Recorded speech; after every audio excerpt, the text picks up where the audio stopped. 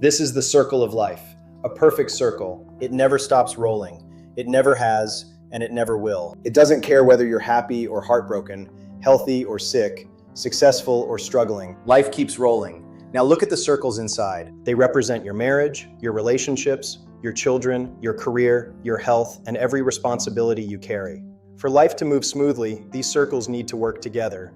But most of us spend our lives jumping from one circle to another, trying to fix our spouse, our children, our friends, our coworkers, while life quietly rolls on without us. And yet, there's one circle that determines how every other circle in your life moves, the one at the center, the one most of us rarely enter, the only circle you can truly change, yours. You only get one life. Don't spend it chasing circles that were never yours to fix. Step into your own circle, reflect, find your weaknesses, strengthen it, take responsibility for it, and roll with life, making the most of the one and only chance you'll ever have in this world. Now, I'll let Mehdi take it from here. Today's question comes from Susan. She asks, I compare myself to everyone on social media. How do I stop? Susan, you're not alone. Millions of people wake up every morning, pick up their phone, and within minutes begin comparing their life to someone else's. Their marriage, their success, their body, their home, their car, their income. Before they even get out of bed, they already feel like they're behind. But Susan, the real problem isn't social media. It is because you're not in your circle of life. The moment you compare yourself to someone else, you step out of your circle of life and into theirs. Now think about what happens. You stop living your own life and start measuring it against someone else's. You measure your struggles to someone else's highlights. You'll compare your reality to someone else's carefully edited moments. That's a game you can never win. Imagine you're running a marathon. You're making steady progress. Then suddenly you stop running, turn sideways, and begin watching everyone else. Some are ahead of you, some are behind you, some are running faster, and some slower. Susan, you know what happens to your race when you're busy watching everyone else's? It stops. Not because you weren't capable, because you stopped running your own race. That's exactly what comparison does. Your mind is incredibly intelligent, Susan. Whatever task you give it, it will work tirelessly to complete. If you ask it to find people who are doing better than you, it will find thousands. If you ask it to show you everything you haven't achieved, it will gladly do that too. And that's exactly what you're asking your mind to do. Your mind isn't hurting you. It's completing the task you assigned to it. Here's what the law of responsibility makes clear. The task at hand must be within your control.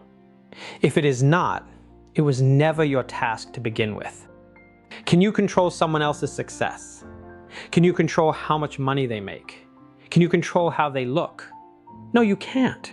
Then why are you asking your mind to compete with lives you don't control? No wonder why it never finds peace. So Susan, let me tell you how important it is to stay in your circle of life at all times. Because that's the only place you are in control. The law of complete states, you are complete. You're the creator of your feelings. You're the director of your life. You have mind intelligent beyond imagination. And you can only be your complete self in your own circle of life. And when you're your complete self, you're in control. Instead of asking questions that forces you out of your circle, tell your mind, I don't want to be like anybody. I love who I am. I am in my circle of life, and here I'm in control. I direct my creativity, focus, and energy towards thoughts and actions that make my life better. Then ask, what's the task at hand? Maybe it's reading 10 pages. Maybe it's going for a walk. Maybe it's improving one skill. Maybe it's spending time with your family. Then complete that task with gratitude and commitment. That's all what you need to do. Because every complete task is a life well lived. Every minute spent on completing the task at hand is a minute spent building the life you truly deserve. Always stay in your circle of life. Inside your circle of life, there's only room for two things: you and the task at hand. Not other people's marriage. not their vacation, not their followers, not their paycheck, not their success. Those belong inside their circle. Your future is built only inside yours. Here's something worth remembering. Most people don't post their failures. They don't post their arguments, their loneliness, their fear, their debt, nor their tears. You're comparing your everyday life to someone else's highlight reel. That's not reality. It's a carefully selected moment. Susan, imagine spending the next 5 years building your own life instead of watching someone else's. Reading instead of scrolling.